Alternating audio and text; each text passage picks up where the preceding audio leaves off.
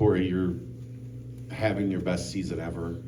Just take us through the process of staying healthy and being able to get in there. And I mean, it looked like you were fresh. You were running through guys early in that game Saturday.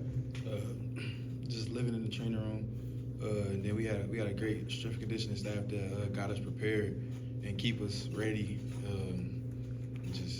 That's how I've been staying healthy and staying fresh, really. Coach mentioned after the game that Sunday he was going to, obviously he was upset. He goes, I'm going to coach the guys that were there. He said everybody showed up. How was that practice? How was he? How were you guys? How did it go? How do you recover from what's been happening? I feel like Coach did a good job in the meeting, calling people out. He was setting the standard because how we've been playing it's been bad. This isn't the Cincinnati standard that we're used to, and he just called people out, called himself out, and just said we're not where we need to be. So practice was a good practice, a good heated practice. We need to do better. Coach said like 85 to 90% of the guys on the roster are doing exactly what they're supposed to be doing week in and week out. How hard is it to know that you have the majority of the team that's committed to winning, committed to this team, and then there's some that are just, necessarily not doing everything they're supposed to be doing? It's tough knowing we got guys that aren't doing what they need to do. But my job as a leader is to try to get those guys to do what they need to do, try to keep everybody together, because it's easy for everybody to split apart when we're losing as many games as we've lost this year, and we're not used to doing that. But it's just me and the other leaders on the team need to stick together, keep everybody together, and call the people out who aren't doing what they're supposed to do, but just show them that if we all play together, what we could do.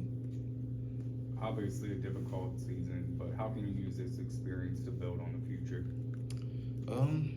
It's been a difficult season. Even though I've been having a good season, it's been very difficult. I would trade this to win games any day.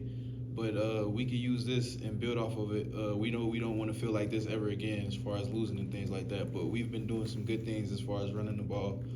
Offensive line have been playing great. The rest of the backs in the room have been playing great. So we can build off of this and take it in the next season and try to do even better. You mentioned the training staff and the coaching staff. Talk about Coach Nico a little bit in preparation to have the season that you're having and what he was able to do this off season for you.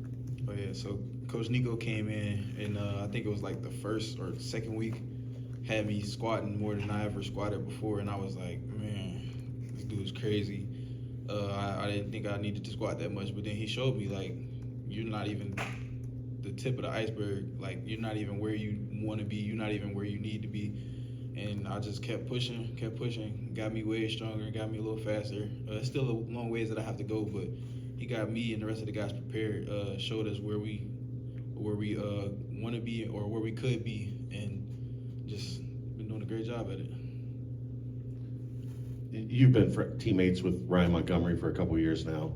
How satisfying is it to see him battle through the injuries and everything he has, and then to come out and run like he did on Saturday? It's great playing with Ryan because he's such a positive person. Having the injuries that he's had, a lot of people could just quit and be like, I don't want to go through this pain anymore.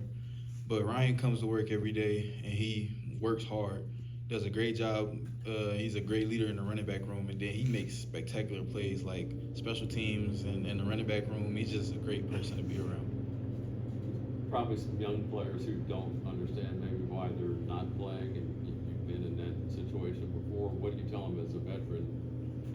Because so many kids, they want success now. Waiting is not a popular thing. Yes, sir. I just tell them that just because you're not playing, that doesn't mean that the coach doesn't see what you're doing in practice. I tell the scout guys, you have to be working hard on the scout team, because you're going against the guys who are playing, so you're making those guys better, but two, you're making yourself better as well. Coach sees that. He watches film of everybody on the field every day, and then even when the NFL guys are here watching us, they might be here for one of the guys that's on the travel squad, but they see you making plays, then that could put your name on the board as well. Any other questions for Corey? Thank you, sir. Thanks, Corey.